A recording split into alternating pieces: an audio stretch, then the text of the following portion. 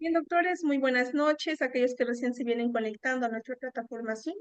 Nuevamente, el día de hoy vamos a continuar con el desarrollo de nuestro diplomado especializado en Derecho Penal Parte General, que es Teoría del Delito. Ya nos encontramos en la 10ª sesión en la ejecución de este diplomado, el mismo que viene siendo organizada por el Ilustre Colegio de Abogados de Cañete con una certificación de 300 horas académicas. Y el tema de hoy que se va a abordar en esta sesión es punibilidad y delito. El mismo que estará a cargo por nuestro ponente, el doctor Julio César Arango. Estimados doctores, para que esta sesión se desarrolle de manera activa, dinámica, pueden encender sus cámaras. Aquellos que desean realizar sus preguntas lo pueden formular en el chat y también pueden interactuar con nuestro ponente.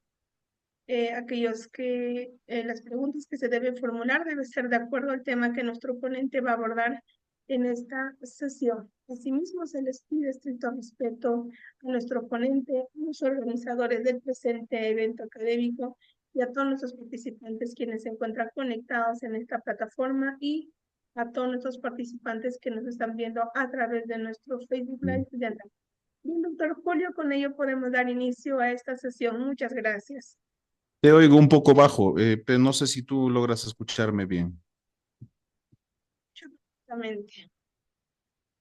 ¿Sí me logras escuchar bien? Sí, doctor. Sí, para Correcto. dar inicio. Sí, ¿verdad? Ya, muy bien, entonces, vamos. Ujú.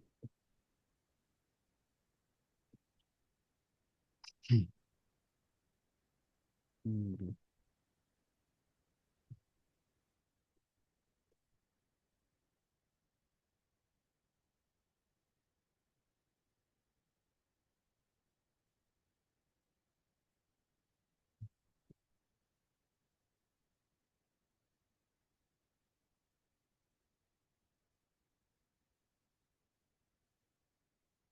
Bien, muy buenas noches con todos los participantes de esta jornada de hoy, martes.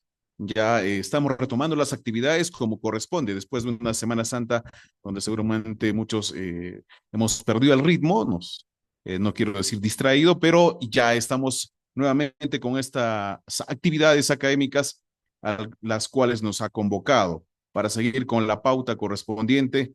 Lo que corresponde el día de hoy es abordar un tema muy importante también sobre la punibilidad y el delito. Muy bien, entonces vamos a avanzar con lo que corresponde el día de la fecha, martes. Bueno, vamos a abordar un tema que es de suma importancia y que quisiera que ustedes también lo puedan manejar, ¿no? Y si tienen alguna duda, no hay problema, ustedes me lo hacen saber también, alguna inquietud, algo que ustedes de pronto desconozcan o quieran también compartir conmigo. Bien, la teoría del delito. Partimos de algo básico, ¿no? Algo importante que en todo hecho jurídicamente relevante ha de merecer pues la intervención del Estado, ¿no? Desde luego, teniendo en cuenta que es el medio de control social ya subsidiario de última ratio, la última, digamos, el último instrumento que se debe utilizar, como en algún momento veníamos señalando, que por cierto es fragmentario también, ¿no? ¿Esto en qué medida?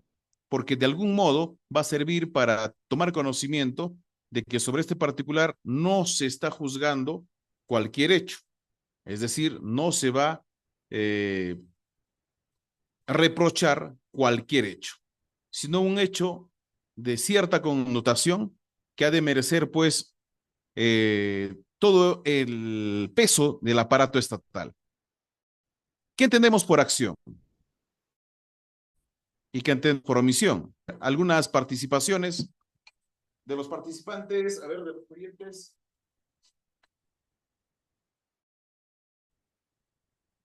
¿Qué entendemos por acción? En principio, toda acción ha de ser humana, ¿no? Porque finalmente se busca identificar a partes procesales en este caso. Estamos frente a una persona que va a exteriorizar un tipo de conducta y entonces estamos frente a una acción humana, no cualquier acción humana, sino una acción jurídica, ya típica, antijurídica, perdón, culpable y punible. pero vamos a ir desglosando en todo caso. La acción en la medida de que es un hecho jurídicamente relevante porque va a componer ciertos elementos, porque de otro lado, si fuera cualquier acción humana que no tenga la importancia de vida, que no ha de merecer pues algún tipo de sanción penal, estaríamos frente a cualquier acción. Claro, algo importante, que aquí es típica porque está verificado, tipificado, descrito literal y expresamente en el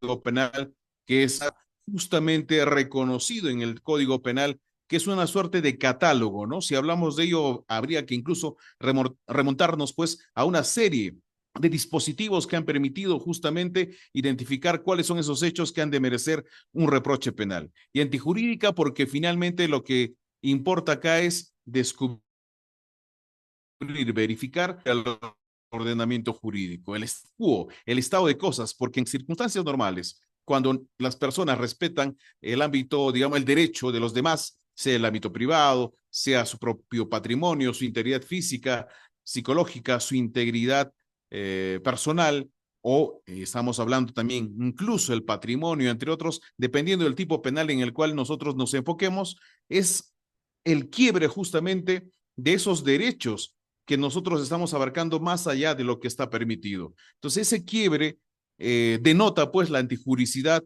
en la medida de que se está inobservando, vulnerando, transgrediendo o poniendo en peligro también los derechos que son tutelados por ley. Siempre esto tiene una correlación, ¿no? Con el principio de lesividad. ¿Qué entendemos entonces por principio de lesividad? A ver, algunas participaciones, no hay ningún problema para ir avanzando también. Esos son los deseos también de los organizadores, que todos participen activamente y que no solamente el profesor o el docente tenga que estar hablando pues dentro del tiempo que se nos ha concedido, ¿no? Hay que tener en cuenta entonces que ese quiebre va a importar, desde luego, un quebrantamiento a lo que está previsto, a lo que compone la estructura de la norma jurídica. En clases pasadas, y es importante hacerlo mención también, cuando hablamos de la estructura de la norma jurídica, estamos frente a un hecho, frente a un supuesto de hecho o a un presupuesto de hecho. Es un hecho antecedente. Ese hecho antecedente, ese presupuesto de hecho, seguramente una vez verificado, nosotros veremos si finalmente va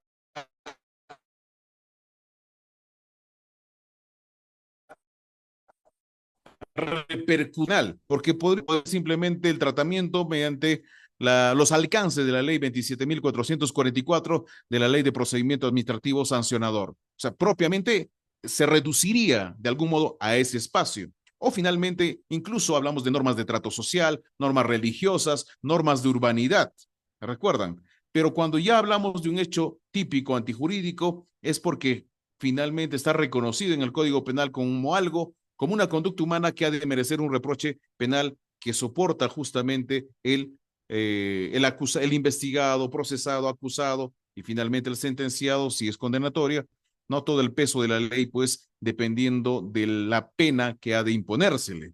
Culpable en la medida de que aquí, más allá de haberse verificado también el principio de lesividad que importa la puesta en peligro, el quebrantamiento de un bien jurídico tutelado por ley, es identificar no solamente que el hecho ocurrió, sino que se verifique la forma, modo y circunstancias de cómo ocurrió.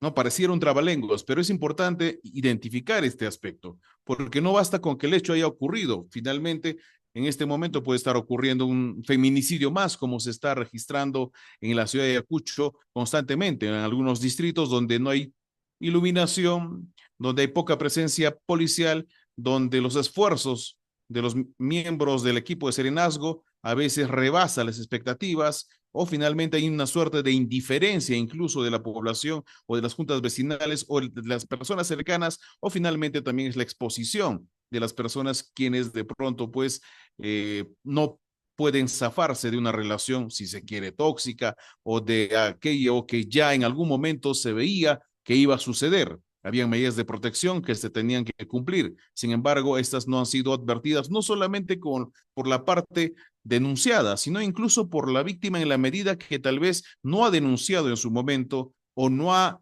realizado los actos a efectos de que también se ponga de conocimiento de la autoridad policial competente frente a su inobservancia, ¿no? Ustedes saben muy bien que cuando no se cumplen las medidas de protección, inclusive se puede mandar a detener a esa persona y sin perjuicio de que se instaure un proceso penal cuando se remitan los actuados al Ministerio Público para sus atribuciones de ley. Esto es para que sea investigado por los delitos de agresiones contra las mujeres o integrantes del grupo familiar, pero a veces eso no ocurre, o bien lo perdonan, o bien a veces no hay una suerte de seguimiento, o las partes procesales incluso ni siquiera van, ¿no? Hay casos que los podemos comentar en el decurso de esta clase y que definitivamente pues hace que los hechos se tornen con cierto desaliento y queden impunes inclusive, ¿no?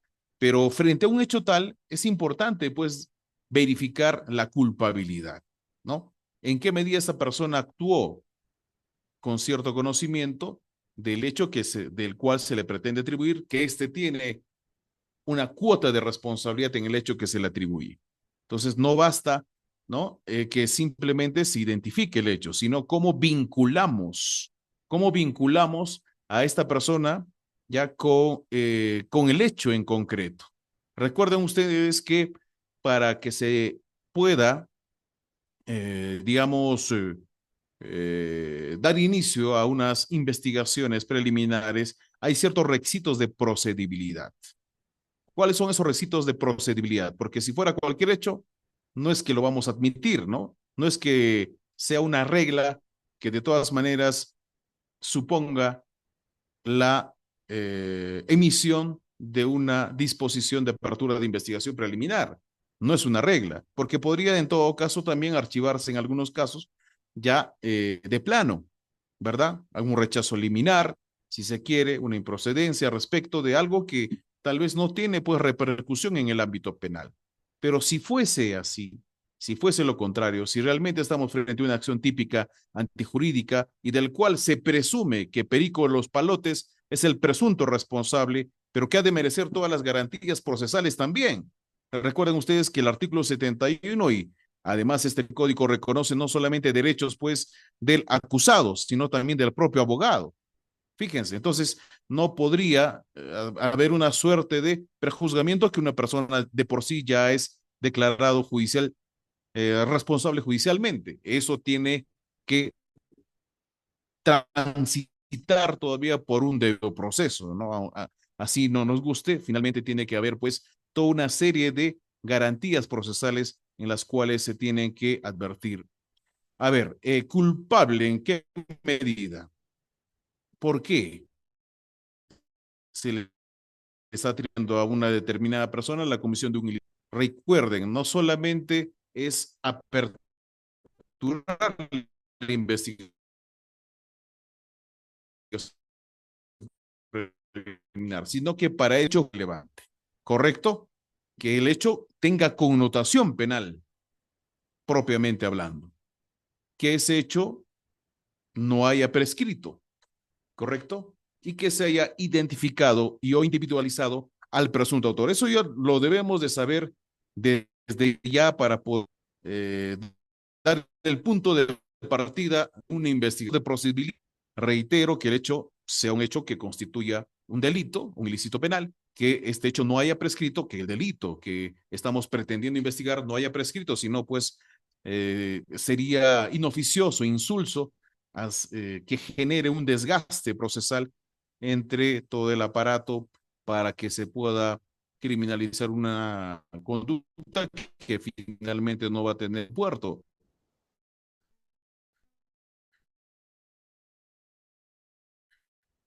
¿No? O también que se identifique, porque algunos que han estado presentes en una fiesta a propósito de las fiestas citado, que se han realizado en estas fiestas de Semana Santa, pero han estado varios en una discoteca. ¿Y quién finalmente se la llevó a la chica? ¿Con quién finalmente estuvo hasta el final de la reunión social? ¿Quién se la llevó al hotel? ¿Quién le embarcó en el taxi? Sí, además habían otras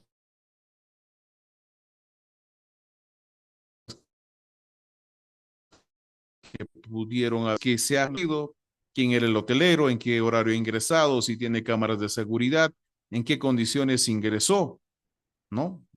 Si estaba inconsciente, con qué persona, qué características físicas tenía, qué horas se han recogido, qué horas se fueron, solamente salió el chico, además con la chica, qué comportamiento se ha advertido. ¿Y qué pudo haber pasado? Obviamente, no habrán cámaras dentro de las cuatro paredes, pero sí en los pasadizos.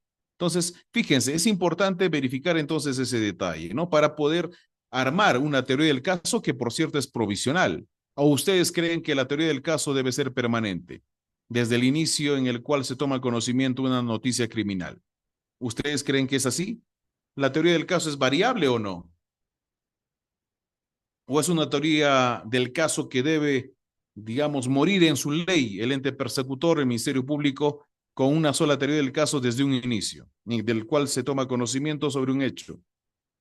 La teoría del caso de por sí es provisional. ¿Por qué? Porque no tenemos, pues, a ciencia cierta la verdad absoluta, ni mucho menos habiendo concluido un proceso penal, podemos decir que se ha llegado a conocer la verdad real de los hechos. Es una verdad formal, porque juzgamos en base a lo que está en el expediente, a los documentos que se han podido recabar. Por eso justamente se ha ideado, pues, en el Código Procesal Penal la necesidad de que exista prueba nueva, prueba de oficio, independientemente que respecto del derecho probatorio hay momentos en los cuales se puede acopiar, ¿no? Se puede conseguir la prueba, digámoslo así, ¿no? Se puede ofrecer la prueba, se puede incorporar la prueba, se puede admitir la prueba, se puede actuar la prueba, se puede valorar la prueba. Pero hay circunstancias en las cuales de pronto por la defensa negligente, poco eficaz, o por la desidia de algunos sujetos procesales, no se va a poder llegar a recabar las pruebas que son contundentes o que serían pues imprescindibles, y tiempo que pasa, verdad que huye, ¿verdad? Los efectivos policiales que de pronto tal vez nos están escuchando a esta hora de la noche, que también entiendo hay alumnos que tienen una segunda carrera o están aspirando a hacerlo, ¿no? Seguramente recordarán ese aforismo que se utiliza mucho en la criminalística, ¿no? Tiempo que pasa, verdad que huye. Lamentablemente, si no se ha llegado a recabar todos los indicios razonables de la comisión de un ilícito penal, no vamos a tener mayor éxito. Entonces hay que distinguir también cuando estamos frente a un indicio, que son signos, señales, vestigios, o finalmente, pues, que podrían aterrizar en evidencias, que es la confirmación científica de aquellas evidencias, no, perdón, de aquellos indicios que han permitido, ¿no? Armar una teoría del caso y que va a permitir justamente llegar a recabar y considerarlos convicción, que convenzan al juez para que pueda ingresar a una etapa posterior a la intermedia. En las etapas que nosotros conocemos, entonces se puede justamente incorporar un medio probatorio desde la etapa preliminar, desde la etapa preparatoria, en la etapa intermedia, después de que se notifique con el requerimiento de acusación. Existen 10 días, o se prevén 10 días para efectos de que las partes procesales también lo puedan ofrecer, a condición de que éstas sean, ¿qué? Pertinentes, conducentes, útiles, legales. Y que obviamente, ¿no? Todo medio probatorio pues debe ser ingresado mediante un procedimiento constitucionalmente legítimo.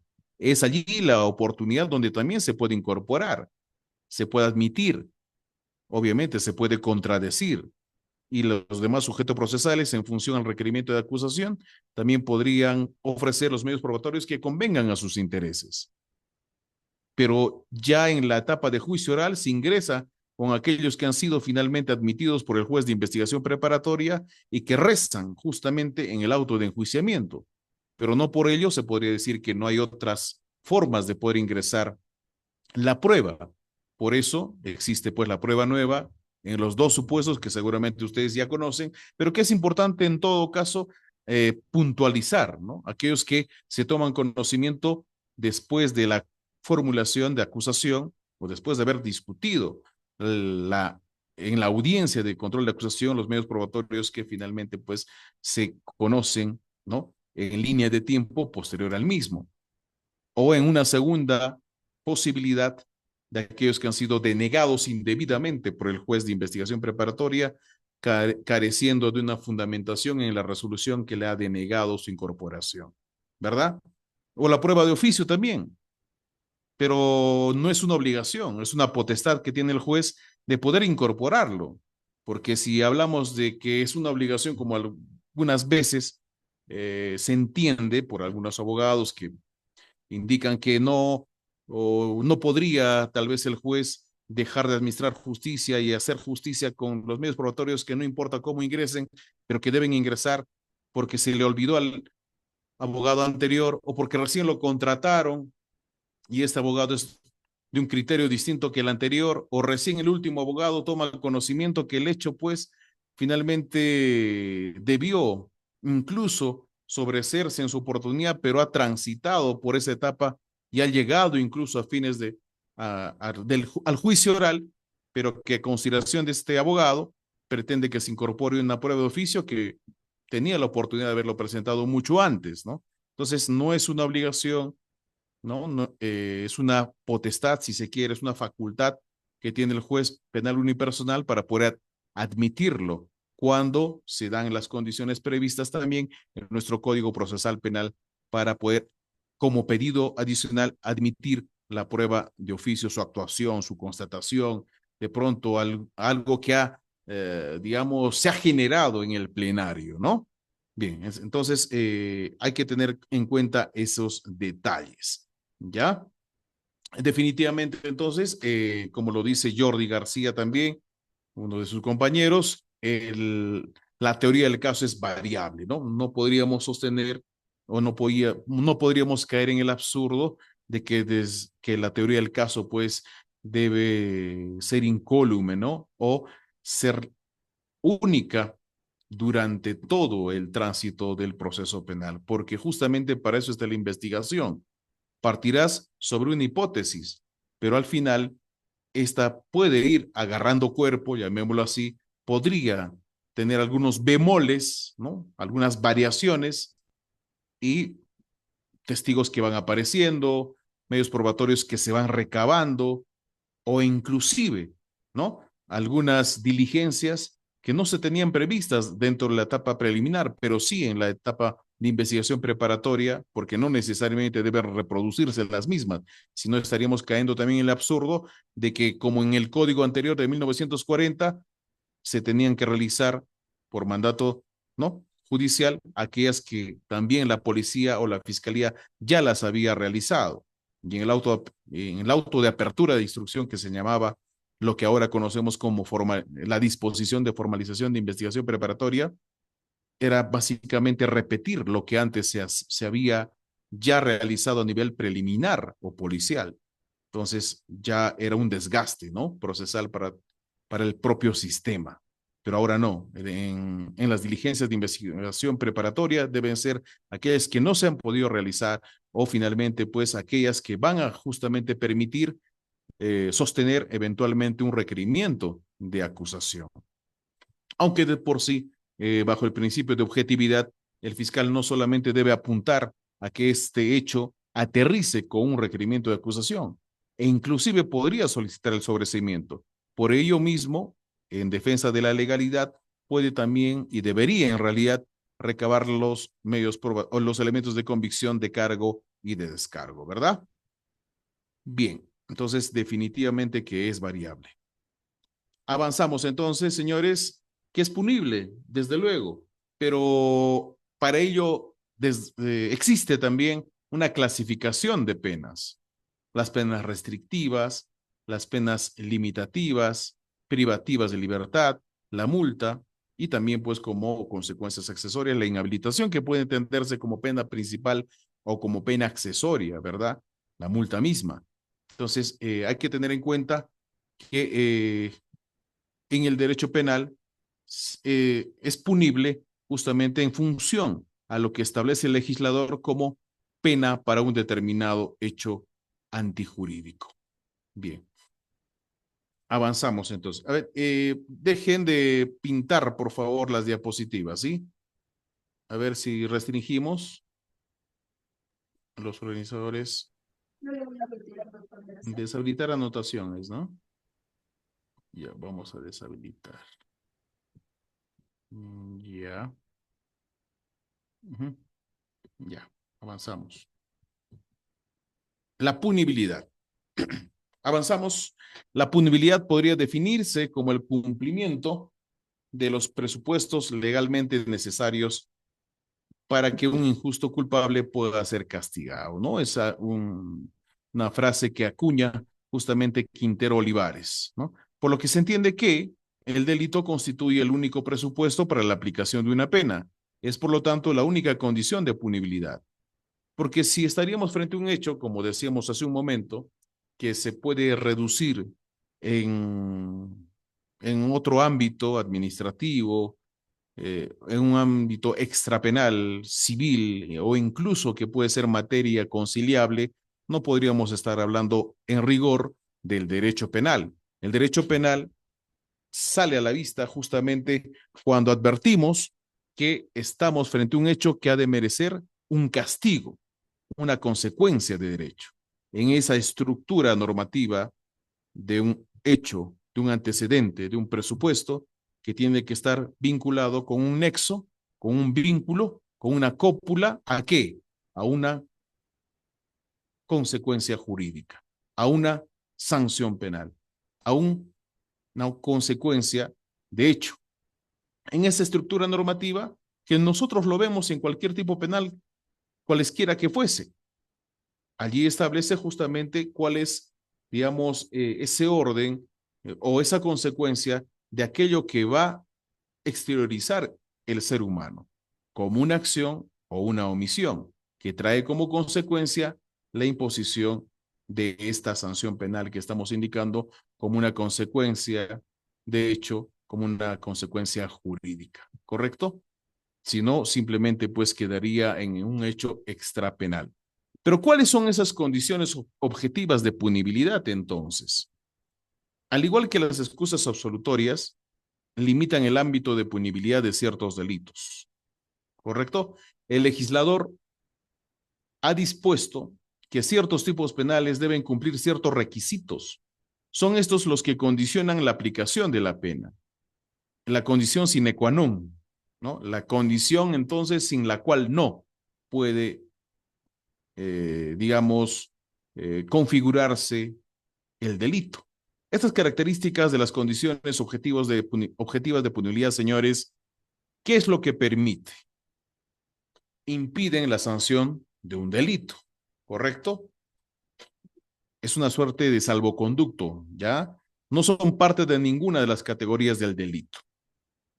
Es decir, son ajenas a la configuración del delito. Ustedes habrán escuchado hablar sobre la tipicidad, ¿no? Lo vamos a ver enseguida. No se refieren a la persona, sino al hecho realizado, ¿ya? Benefician solo al autor, sino también a los coautores y partícipes del delito. Un poco adelantándonos a lo que podríamos nosotros mencionar respecto del artículo 344. En el artículo 344 del Código Procesal Penal se refiere ¿a qué?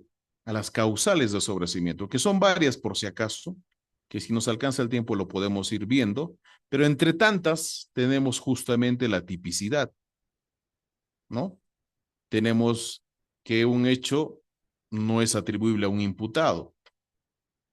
Tenemos entre otros hechos que de pronto podrían invocar como que el hecho en sí hay una causa de justificación, ¿correcto? Entonces, dentro del Código Penal tenemos justamente este tipo de situaciones que nos permiten a nosotros identificar que podría invocarse para efectos de que ya no prosiga un proceso y ya no ingrese al estadio estelar de juicio oral. ¿Ya? Lo vamos a ir viendo con detenimiento, pero mientras tanto vamos a citar algunos ejemplos de casos de condiciones objetivas de punibilidad. Partimos de algo sencillo, ¿ya? Por ejemplo, el artículo 113, instigación o ayuda al suicidio. ¿Qué es lo que se sanciona aquí, básicamente? Solo se sanciona si el sujeto ha consumado o intentado el suicidio. Pero en este caso, hay que tener en cuenta que en el artículo 113, ¿correcto? Debe ser determinante aquella instigación, ¿correcto? Porque mucho dependerá de la persona que finalmente llega a suicidarse, ¿no? O sea, ¿qué tan determinante puede ser el hecho de que yo le he dicho, ¿sabes qué? Se me ocurre, ¿no? Quedaste embarazada y no creo que tus padres lo acepten, entonces tienes que ir al puente Pérez o al puente de Madi y darte un salto. ¿Habrá sido determinante, entre comillas, mi recomendación? ¿Habrá sido determinante? ¿Sí o no? ¿O yo de alguna manera pude haber influenciado en esa persona para que finalmente se suicide? Bueno, de por sí, el suicidio no es un delito, ¿no? Pero la instigación o ayuda al suicidio sí podría ser reprimible. ¿Pero en qué medida? Fíjense, el tipo penal, ¿qué nos dice? El que instiga a otro el suicidio o lo ayuda a cometerlo será reprimido si el suicidio se ha consumado o intentado, con pena privativa de libertad no menor de 1 ni mayor a 4 años. La pena será no menor de 2 ni mayor de 5 años si el agente actuó por un móvil egoísta, ¿no? Eh, Podría pasar en casos en los cuales se está discutiendo la herencia y en una de esas tal vez ha llegado inclusive el cujus, el caus, o el causante, ¿no? En su oportunidad a demandarlo al hijo por, eh, por indigno, ¿no? Lo ha desheredado, ¿ya? Fíjense. Entonces, el otro hermano podría indicarle de que no te va a dar nada, absolutamente. Podría inclusive utilizar algún tipo de argumento para hacerlo quedar o hacerlo sentir menos que otro. Y sin embargo, pues este ansiaba tener algo de la masa hereditaria o inclusive tenía esa expectativa y el otro va de una manera determinante, lo ayuda, consigue un arma de fuego e inclusive lo acompaña a un escampado o a un puente ya para efectos de que se quite la vida. Está ayudando, le está dando herramientas, está posibilitando el suicidio en sí. Reitero, el suicidio no es delito, pero la instigación o ayuda al suicidio sí lo es. ¿Pero en qué medida? Si el suicidio se ha consumado o intentado. Pero para ello tendría que haber sido determinante para que en el otro ocurra tal situación, ¿no? Ya esto lo desarrolla la doctrina, de modo tal que pudo haberlo ayudado a cometerlo, como les dije en el ejemplo que estamos ensayando, darle todas las herramientas para que eso realmente suceda, ¿no? Tú mismo eres, suicídate, algo así, no sé qué tan determinante pueda ser cuando uno se diga, lo diga de esa forma, ¿no? Pero en todo caso, pues, sí hay que tener en cuenta caso por caso en la medida de que sea determinante el hecho de apoyarlo, de conseguir las herramientas, no los objetos en todo caso, con los cuales podría finalmente desencadenar el suicidio. ¿Correcto? Hablamos de otro tipo de delitos también, como el de bigamia. El sujeto activo debe ser casado. Puede haber bigamia cuando son solteros, puede haber bigamia cuando son convivientes. ¿Ah? A ver, señores, participen, sí o no. ¿Cuándo se habla de bigamia? No estamos hablando de adulterio, ¿ah? Adulterio y bigamia son dos situaciones distintas. Causales de divorcio también son situaciones distintas en el ámbito civil, ¿verdad? Recuerden ustedes que anteriormente, ¿no? El adulterio, bueno, sí era delito, ¿no? pero llegó a ser más bien ahora en el Código Procesal Civil, perdón, en el Código Civil, solo una causal de divorcio, ya, el adulterio, que definitivamente, pues si hubieran varias personas, ¿cómo estaría ya nuestra población carcelaria, ¿no? Por eso, si para efectos de que se configura la bigamia, necesariamente tiene que haber, necesariamente tiene que identificarse que estas personas o acreditarse que son casados. No hablamos de una convivencia como tal, ya menos si esta no se acreditó, o mucho menos si estamos frente a enamorados simplemente, ¿no? ¿Qué implica? ¿Qué documentos ustedes recabarían previamente? Si son miembros del Ministerio Público para identificar, para poder tener éxito en un caso de bigamia, teniendo en cuenta la redacción típica. En la redacción típica, ya del artículo 139, dense cuenta, vamos a advertir lo siguiente. Bigamia. El casado que contrae matrimonio. Entonces, previamente debe ser casado. ¿Y eso cómo se acredita? Con la partida de matrimonio. Si son solteros, convivientes, no tienen esto. Bueno, en este caso, recuerden ustedes que la convivencia incluso ya es previa a una formalidad que debe de cumplirse de manera notarial e incluso debe ser inscrita en el registro personal de registros públicos para que se acredite justamente dicha condición, de tal manera que la persona con la cual no se es casado incluso pueda merecer pues algún tipo de beneficio como el servicio de salud, ¿no? O sea, en pocas palabras, para que se pueda asegurar, ¿no? En el servicio de prestación de salud. Es un ejemplo que les puedo mencionar.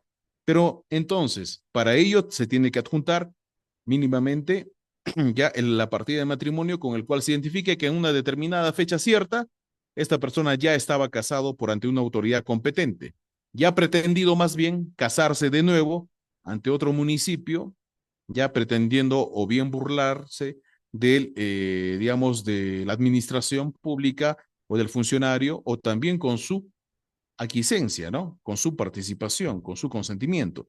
Pero bueno, en este caso, fíjense, el casado que contrae matrimonio será reprimido con pena privativa de libertad no menor de 1 ni mayor de 4 años. Si, respecto a su estado civil, induce a error a la persona con quien contrae el nuevo matrimonio, la pena privativa de libertad será no menor de 2 ni mayor de 5 años. O sea, es un poco más grave, bueno, la diferencia de un año más, porque en el primer párrafo es 4 años, en el segundo párrafo es no ni mayor de 5 años, ¿no? De 2 a 5 años, en todo caso, en el segundo párrafo, o sea, puede inducir en error. Yo me voy a otro municipio, bueno, ahora tal vez podría tratar de burlarse esa situación cuando no se tiene sistematizado, ¿no? Entonces me voy a un distrito aledaño, ya desde Ayacucho, en Ayacucho, imaginemos que me he casado, me voy a un lugar donde de pronto, siendo un municipio, sí puedo llegar a casarme, pero no tiene conocimiento de que yo ya tengo esa condición o induzco en error. Recuerden ustedes que para casarse hay requisitos formales, hay de forma y de fondo. Entre los requisitos formales está justamente la constancia de soltería, ¿no? ¿Sabían o no, señores? ¿Ya? Y no hay que ser necesariamente casados para saberlo, porque hay requisitos que se deben recabar justamente como el certificado de salud, ¿no? Como tal, para verificar si efectivamente tiene o no una ITS o una ETS también. Qué raro, no tenía, pero después llegó a adquirirlo. ¿En qué momento? Si según esa documentación no lo tenía. Entonces, podría ser incluso una causal de divorcio. Sí, pero respecto de eso también es cuando ya ha ocurrido, ¿no? Dentro de la relación de casados, ¿no? Eso tiene que ver con un aspecto que está pues dentro de las causales, que son más de 13 como causales de divorcio. Pero para el caso en concreto, si lo vemos desde el ángulo penal, debe ser casado mínimamente. Si no, no hay una condición objetiva de punibilidad. Entonces simplemente estamos frente a un hecho que no encaja, que no encuadra dentro del delito de bigamia. ¿Correcto? En el artículo 185, el hurto, el valor económico del bien mueble debe ascender a un mínimo de 4 remuneraciones vitales, ¿no? Ya todos ustedes saben cuál es la remuneración mínima vital, si no simplemente sería falta contra el patrimonio. O bien estamos frente a un delito, o bien estamos frente a una falta. ¿En qué se diferencia?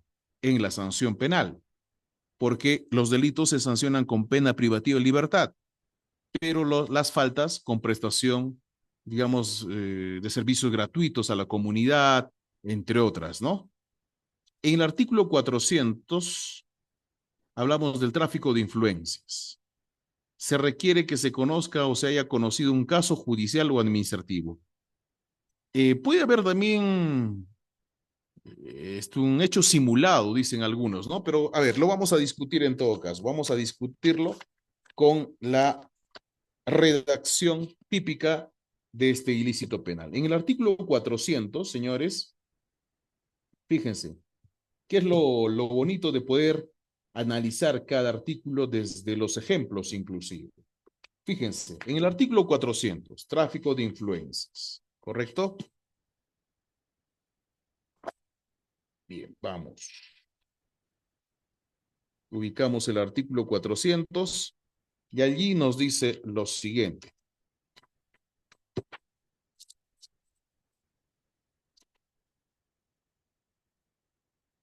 El que invocando, fíjense, ¿eh? Bueno, el sujeto activo no es que sea también cualquier sujeto activo, ¿o sí? ¿Qué es lo que diferencia de los delitos comunes a los delitos de corrupción de funcionarios, que son cometidos bien por servidores o funcionarios públicos propiamente? Recuerden ustedes que cuando se implementó el Código Procesal Penal en Ayacucho, ¿no? Se ha dado prioridad, ¿no?, a los artículos que tenían que ver contra la administración pública. Allí se ha identificado ciertos artículos en los cuales debía de aplicarse, pues, de manera escalonada, ¿no? Progresiva, determinados tipos, para determinados tipos penales. Y en el tráfico de influencias, desde luego, no es cualquier sujeto activo. ¿O sí? Recuerden ustedes que hay ciertos tipos penales en los cuales necesariamente se ha de ser servidor o funcionario público. Pero en este caso, dice, el que invocando o teniendo influencias reales o simuladas, recibe, hace dar o prometer para sí o para un tercero. Entonces puede ser, pues, una persona que no necesariamente ya tenga dicha condición, que cree, que invoca, que simula, en todo caso, también contar con influencias reales o simuladas. Recibe, hace dar, podemos hablar de dinero, o una promesa también para sí o para un tercero. ¿Qué? ¿Qué cosa? Donativos, promesas o cualquier otra ventaja o beneficio con el ofrecimiento de interceder ante un funcionario o servidor público, ¿no? Que ha de conocer, esté conociendo o haya conocido un caso judicial o administrativo.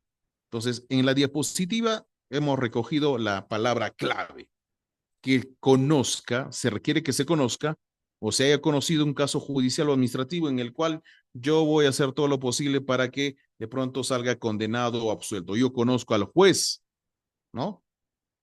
O yo sé cómo llegar. Sin embargo, pues es a cambio de qué? De de un donativo, de una promesa, de cualquier ventaja o beneficio con el ofrecimiento de interceder ante un funcionario o servidor público, que puede ser cualquier caso administrativo inclusive, ¿no?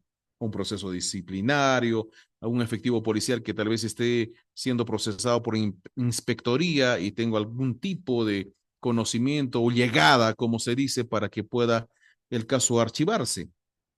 Será reprimido con pena privativa de libertad no menor de 4 ni mayor de 6 años. E inhabilitación también, ¿no? Recuerden ustedes que el artículo 36 hay varios supuestos en los cuales acarrea o, digamos, se puede imponer algún tipo de inhabilitación según corresponda, ¿no? Si el agente es un funcionario, porque aquí recuerden ustedes que a un inicio estamos indicando de que el sujeto activo puede ser cualquier persona que simula, indica, invoca, tener algún tipo de llegada a ese funcionario servidor que va a resolver o ha conocido un caso judicial o administrativo.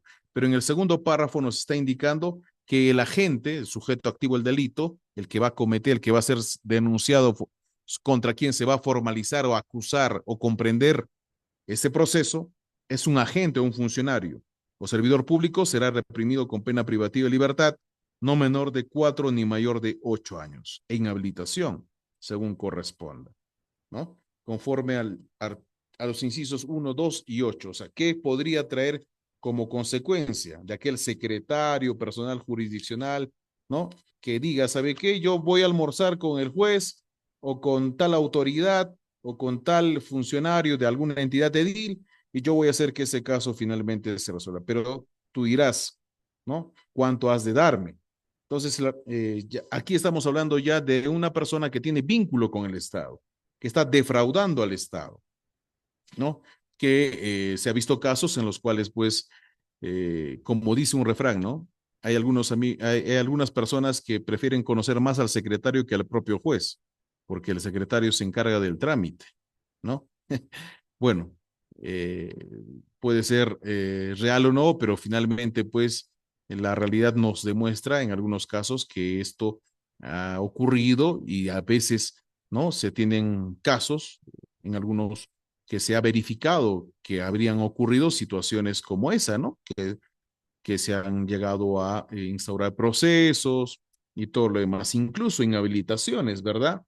Entonces, como las cuales la privación de la función, del cargo o comisión, incluso incapacidad o impedimento para obtener mandato, cargo, empleo o comisión de carácter público, como cuáles también, la número 8, privación de grados militares o policiales, títulos honoríficos o u otras distinciones que correspondan al cargo, profesión u oficio que se hubiese servido a la gente para cometer el delito. En algún momento, a algunos miembros del ex recordado todavía CNM incluso se les habría designado, o perdón, se les había condecorado, ¿no? Como miembros honorarios de algunos ilustres colegios profesionales y se ha tomado la decisión de quitarles esa condecoración.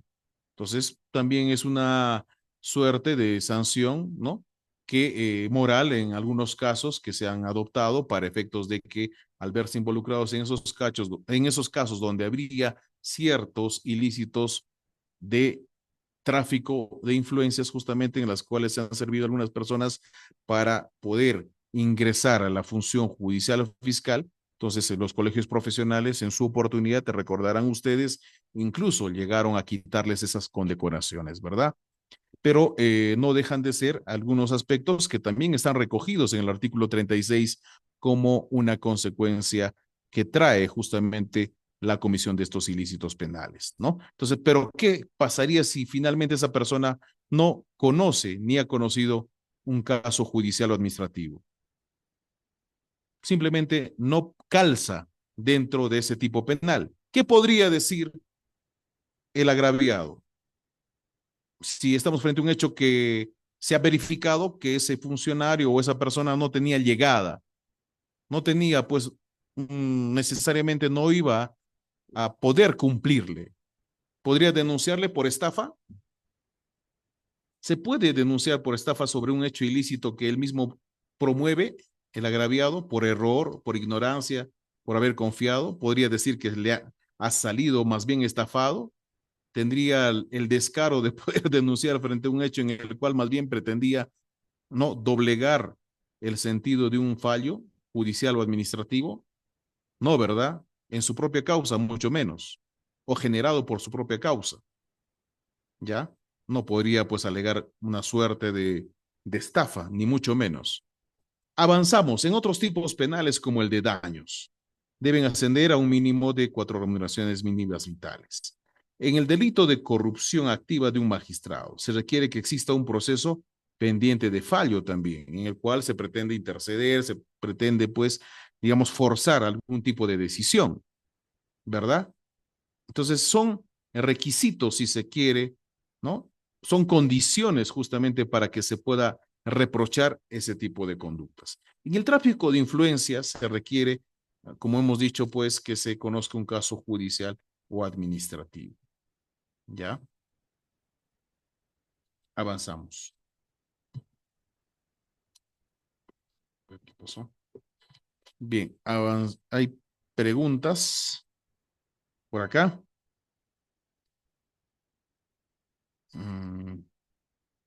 ¿Se casan por segunda vez? Bueno, si se quiere casar tendría que divorciarse primero, ¿no? No se puede casar estando casado, ¿ya? Así, el acta de matrimonio o partida de matrimonio, ¿no? Ya, bien, avanzamos. Sin embargo, también existen las excusas absolutorias. ¿En qué consiste? Son beneficios que de carácter netamente personal que excluyen la punibilidad del delito cometido. El fundamento o razones por las que no se penaliza el comportamiento delictivo se encuentran en la política criminal. El profesor que hacemos mención allí señala, el legislador es consciente que la conducta es delictiva y por ello lo suficientemente grave como para merecer una pena. Sin embargo, la propia valoración del legislador indica que este hecho, del que ya se ha afirmado su carácter antijurídico y culpable, debe ser excepcionalmente tolerado. Por ello, priva de la sanción penal basándose en las apreciaciones previas del carácter político criminal. ¿Cómo cuáles? Pueden haber fundamentos en razones políticos criminales, ¿no? Por ejemplo, vamos a dar dos supuestos, ya dos ejemplos. Cuando se está condenado o antes que se le condene. Recuerden ustedes que en tiempos de pandemia hubo decretos legislativos, si mal no recuerdo, el 1513 o el 1514 también, en el cual disponían incluso la revisión de oficio de las prisiones preventivas por el tema del hacinamiento en los penales. Era una obligación que así se ha dispuesto que los jueces de investigación preparatoria que habían conocido los casos de prisión preventiva tenían que revisar periódicamente o en todo caso incluso disponer el egreso, la salida de aquellas personas quienes habían tenido, ¿no?, prisiones preventivas por delitos pues que no tenían mayor trascendencia, relevancia, ¿no?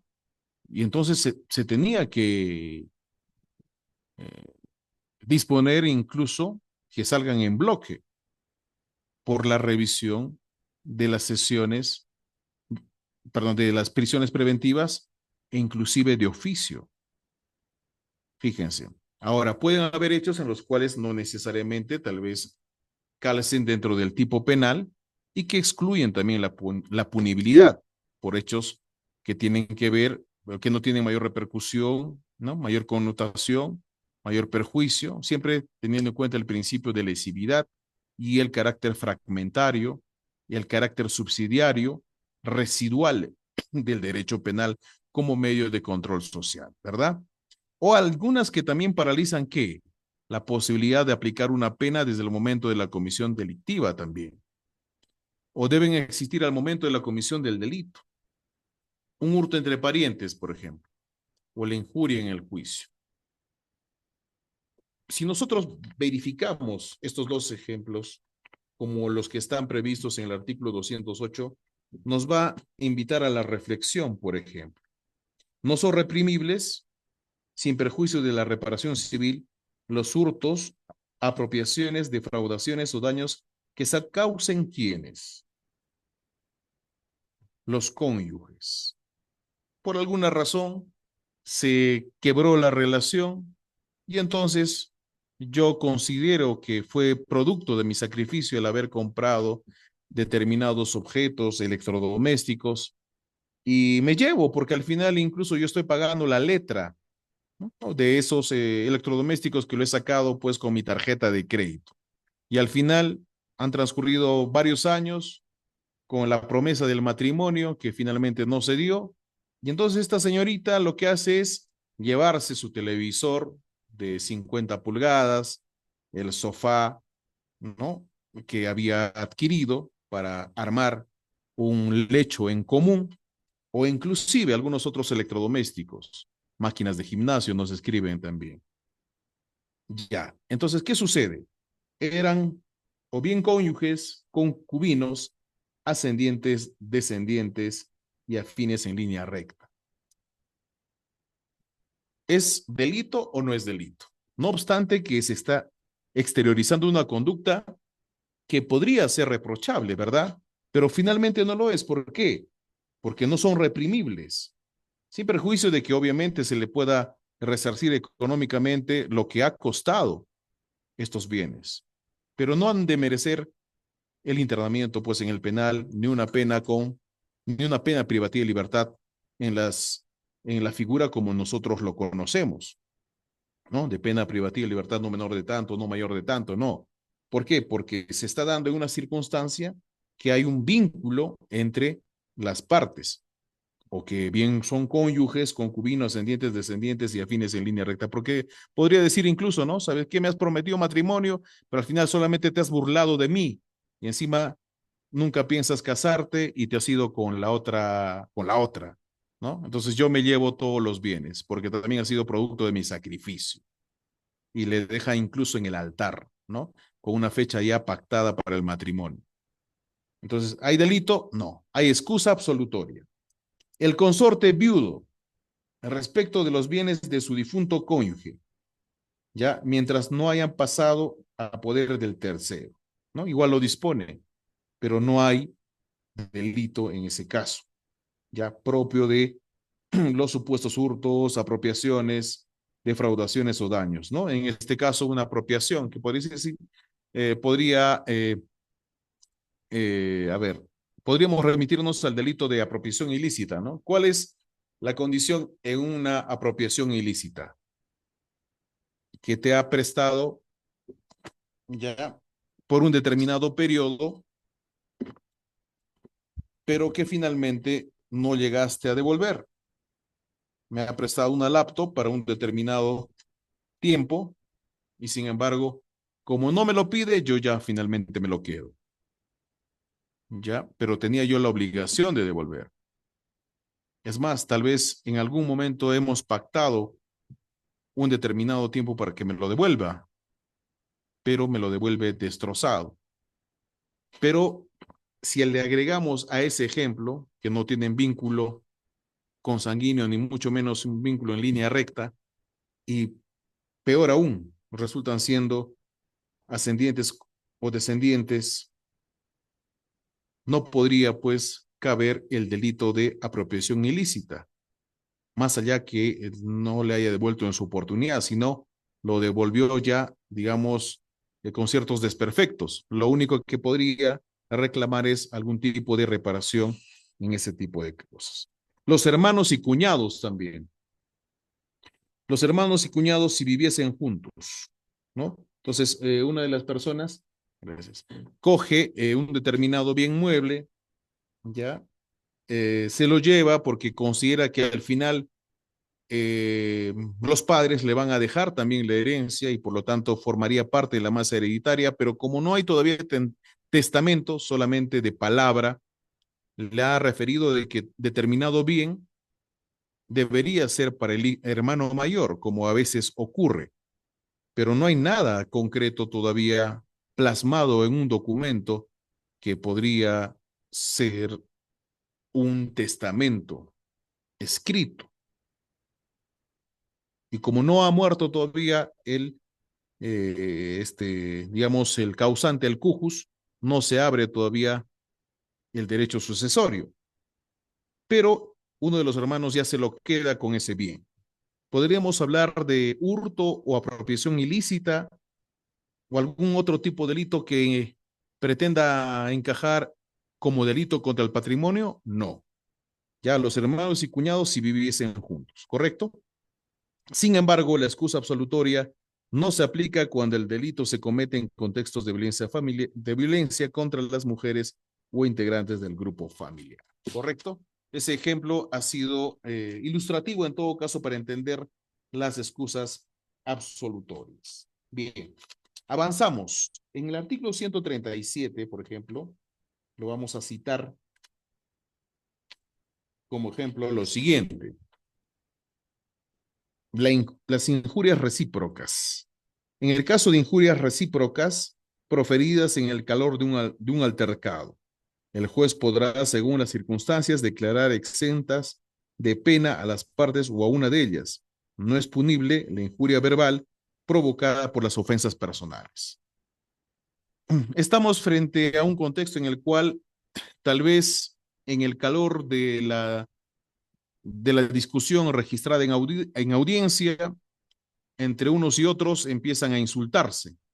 Un delito en el cual tal vez se ha tornado pues inmanejable ya porque son conflictos familiares, todos quieren tener la razón y cada uno da su versión e insulta por demás. Pero son injurias que se han dado en el calor justamente del juicio, porque de todas maneras siempre va a haber un ganador y un perdedor y algunos pretenden con ese tipo de, digamos, de situaciones, pues creer tener la razón y para que el juez también los crea, ¿no? Se llama justamente con esa denominación injurias recíprocas, porque cada uno de ellos empieza con, digamos, empieza a proferirse insultos, ¿no? Entonces, eso tampoco es punible, ¿correcto? Lo que podría hacer en este caso el juez es poner orden, ¿no? Puede incluso, ¿no? Dictar algunas pautas, incluso puede mandar a detener, ¿ya? Pero propiamente no sería, pues, un aspecto que merezca un reproche penal, ¿ya? Distinto sería si en este caso estamos frente a un testigo que está dando una versión que no corresponde e incluso se empiezan a calificar. Recuerden ustedes que los testigos incluso brindan un juramento de ley, dependiendo de la religión que estos profesen también, ¿no? Si es católico, jurará por Dios, y si no lo es, la promesa de honor de decir la verdad, y que si no lo hiciese, podría incurrir en un delito de falsa declaración en juicio. Es una cosa muy distinta. Ahí sí podríamos estar hablando de que el órgano de prueba podría incurrir en algún tipo penal, pero las injurias recíprocas de las partes procesales en un juicio no son reprimibles. ¿Ya? Avanzamos. Bien, a ver, si por ahí tenemos algunas preguntas.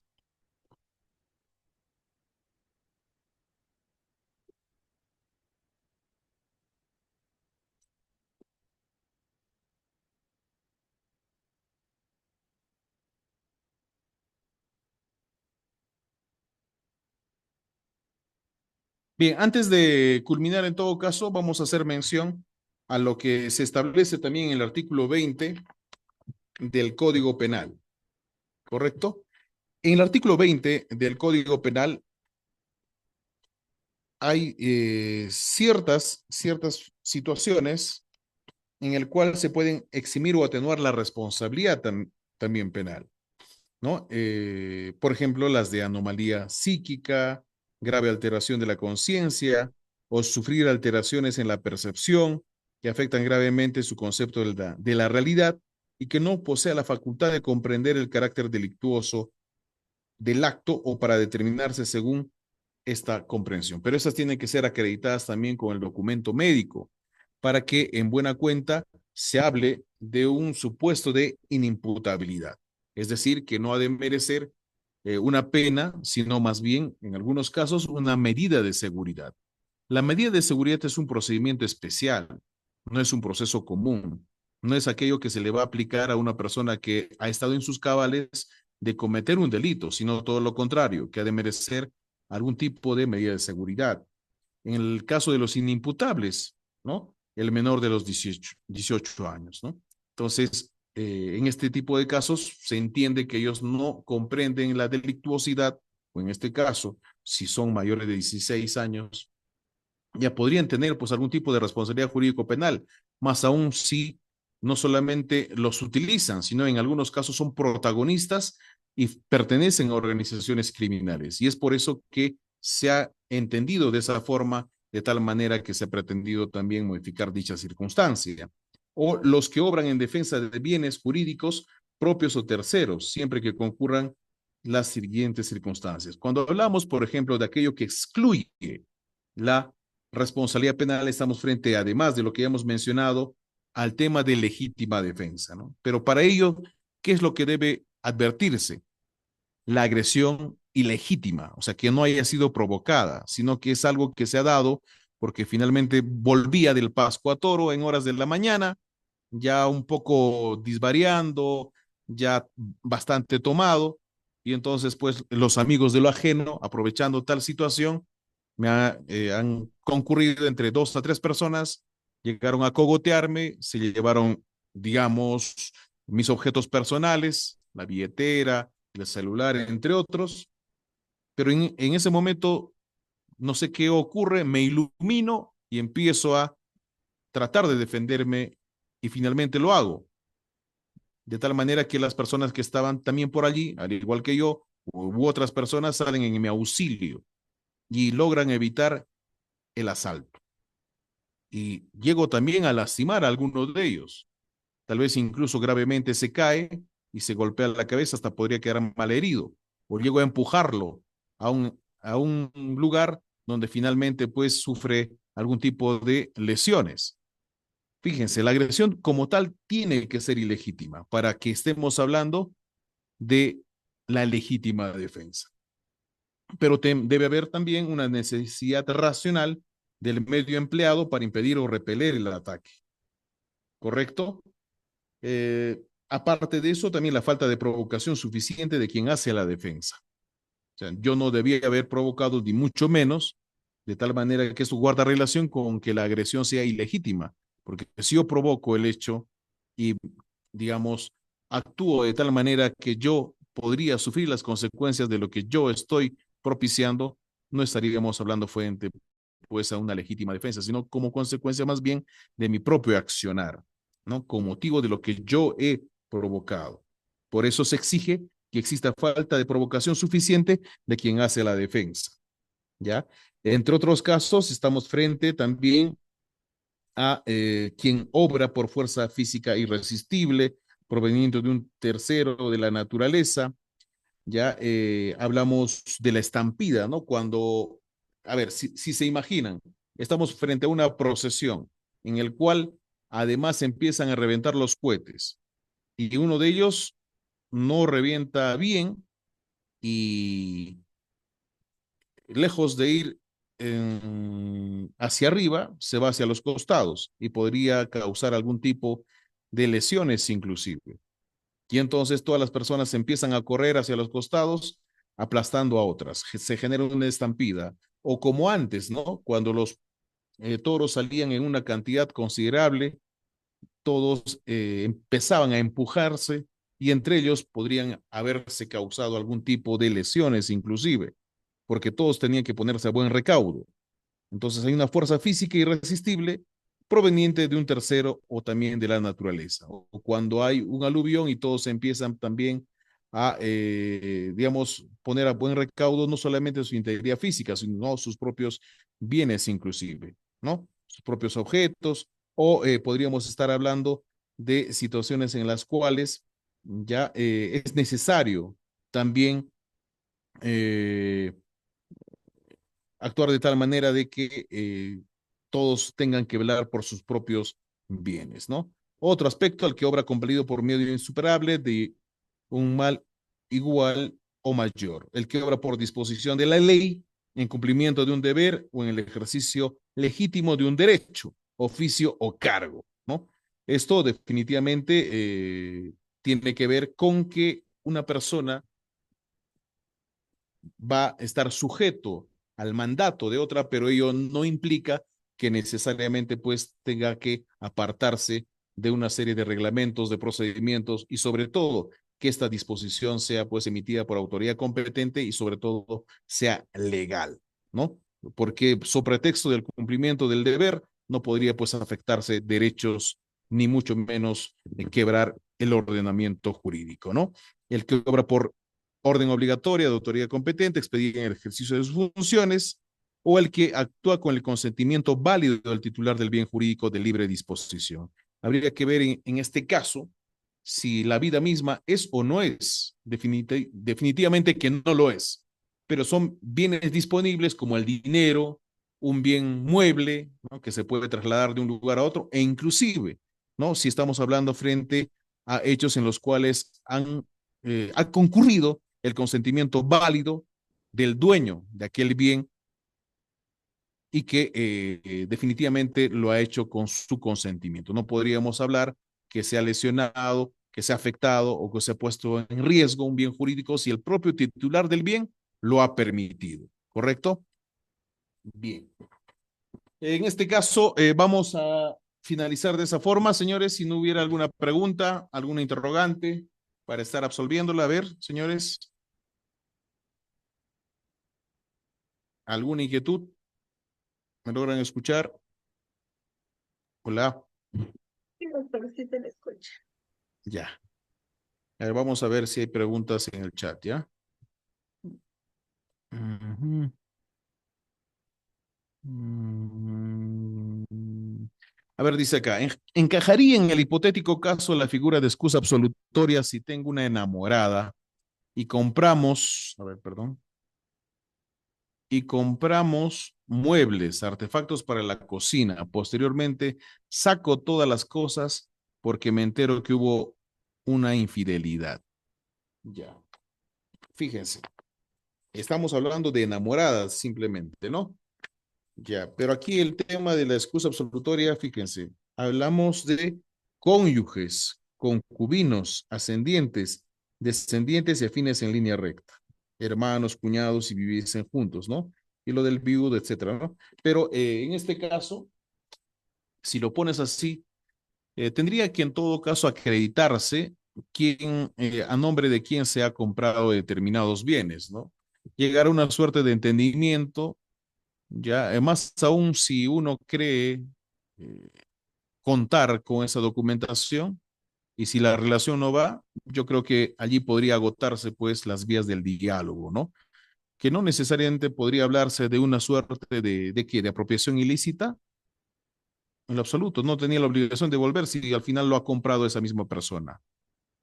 Ahora, excusa absolutoria si tengo una enamorada y compramos muebles, artefactos para la cocina, posteriormente saco todas las cosas, porque son tuyas, entiendo, ¿no? Porque tú lo compraste. El tema de la infidelidad, al final, si no se ha podido demostrar ni siquiera que ha superado los 2 años de convivencia, no podríamos estar hablando que finalmente fueron convivientes. Ahora, si hay conflictos, agresión física, psicológica de por medio, allí no podría calzar la figura de excusa absolutoria, ¿no? Allí incluso podría ser pasible de una medida de protección, como lo estamos señalando, porque en el último párrafo, allí está indicando, ¿no? La excusa absolutoria no se aplica cuando el delito se comete en contextos de violencia familiar contra las mujeres o integrantes del grupo familiar. Pero sería ya demasiado descaro, por decirlo así, ¿no? Si una de las personas ha cometido la infidelidad, como lo pones en el ejemplo, y todavía, digamos, el afectado es quien compró los bienes y la otra persona, entre comillas, infiel, pretende quedarse con lo que ya compraste, bueno, sería bastante injusto, ¿no? Descarado que pretenda quedarse, pues, tal persona, sea varón o mujer, con los bienes que finalmente tú compraste, ¿no? Y que son tuyas, finalmente. O sea, tendrías el derecho de poder exigirle que se te devuelva, ¿ya? El delito contra el honor. Ya. Desobediencia a la autoridad por no entregar el DNI a un policía estaría en comisión del delito. Qué curiosa esta pregunta, ¿no? En algún momento había un operativo como suele haber a veces, si estamos en Ayacucho, por ejemplo, en la vía de evitamiento, en Puente Nuevo o en la residencia, cerca de la universidad, en algunos lugares incluso donde hay poca iluminación, qué raro, ¿no? Suelen pedirte algunos documentos bajo el pretexto de control de identidad. Recuerden ustedes que hay ciertas atribuciones que tienen los efectivos policiales, pero dependiendo qué labor están realizando y bajo qué comando están. ¿Cuál es el propósito de de esa intervención? Pero cuando de por sí ya te indican que es necesario efectuar el control de identidad como lo han sabido señalar en ese momento, ¿ya? en el cual te solicitan una serie de documentación, hay que tener en cuenta pues que el control de identidad tiene ciertos presupuestos, ¿no? Que de pronto se ha identificado, ¿no? Un delito y que es necesario de pronto dar con el paradero de aquel presunto autor, o en estados de emergencia, o que se necesita verificar la identidad de las personas que estén involucradas en una situación flagrante, pero no en todos los casos. Y además, Ayacucho pues no está declarado en estado de emergencia. ¿Sería factible que un efectivo policial en una determinada cuadra te pida esa documentación sobre pretexto que va a efectuar el control de identidad si no hay un delito flagrante que se haya cometido? A ver, como ocurre a veces cuando uno llega a Lima, ¿no? Está caminando por La Victoria, el Agustino o el Callao, en algunos lugares donde sí se ha declarado el estado de emergencia, entonces sí digamos, se afecta, se restringen ciertos derechos, mas no se suprimen tampoco, porque ya resultaría siendo arbitrario, ¿no? Y sería así, ya se tornaría inclusive un delito de abuso de autoridad u otro que pueda en este caso también pues suceder. Entonces, cuando tú preguntas desobediencia a la autoridad por no entregar el DNI a un policía, ¿estaría en la comisión de un delito? Creo que partiríamos por preguntarle cuál es el motivo de esa intervención, ¿ya? Pero en algunos casos las personas por no, digamos, meterse en problemas, bueno, le va a entregar el DNI, ¿no? Que es lo que, entre comillas, correspondería por un tema de seguridad ciudadana. Entonces ahí vemos pues que habrían algunos derechos en conflicto, ¿no? O es la seguridad ciudadana o mi propia integridad personal. Porque ¿qué pasa si en ese momento, justo en ese momento te olvidaste el DNI? ¿No? Qué curioso. Te olvidaste el DNI, sí tienes todos los demás documentos, ya, pero te lo olvidaste en casa por el apuro. Pero ellos también están en la obligación de poder verificar con algún otro dispositivo que realmente eres tú la persona que está siendo en ese momento intervenida y está dando cuenta de cuál es tu identidad correcta.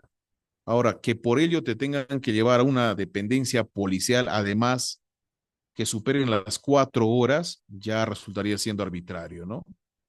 Entonces, fíjense, en este tipo de situaciones, la policía debería de contar con toda la logística y el aparato respectivo para poder identificar, sin necesidad de que te trasladen incluso a una dependencia policial. Ya, pero no podríamos estar indicando que está cometiendo como tal desobediencia a la autoridad, sino que tienes argumentos para poder, pues, contradecir de pronto lo que está ocurriendo en ese tipo de cosas.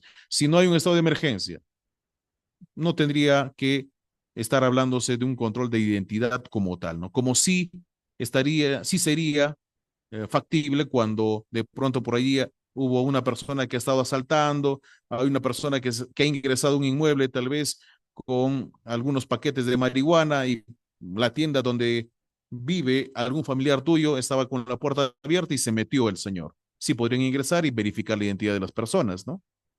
Entonces, sobre el control de identidad, sí hay ciertos presupuestos que configuran para que pueda darse, ¿ya? Entonces, cualquier otra situación, pues, resultaría siendo arbitrario, inclusive, desde mi punto de vista, ¿no? Es una opinión, en todo caso, depende cómo se dan ese tipo de intervenciones. Ya, mucho menos podría implicar la retención del vehículo, como a veces en algunos casos, para poder amedrentarte, te suelen decir. A ver, sobre la legítima defensa, la doctrina hace una diferencia entre la legítima defensa perfecta e imperfecta. Podría hablar en ese respecto con ejemplo. Bueno, a ver, en este tipo de casos, siempre y cuando reúnan los requisitos que hemos mencionado y que están en el artículo 20, ya, siempre y cuando no exista una agresión ilegítima, siempre y cuando no haya sido provocada y siempre y cuando se utilice un medio racional, estaríamos frente al primer supuesto, ¿no? Ya, y en contrario sensu, pues, de no reunir esos requisitos, estaríamos frente al segundo supuesto que mencionas. Ya, bien. Bien, señores, ¿alguna otra pregunta? Estamos cerrando entonces de esta manera. Ya son las 10 de la noche con las indicaciones de Suri. Sí, Bien, bien, doctor Julio, agradecerle a usted por la sesión de hoy. Esperamos todavía, nos quedan algunas sesiones más para poder culminar con éxito este diplomado. Muchas gracias, doctor Julio César. Nos vemos en otra oportunidad. muy bien. Muchas gracias a ustedes también. Hasta una próxima oportunidad. Gracias. Buenas noches. Buenas noches, doctor.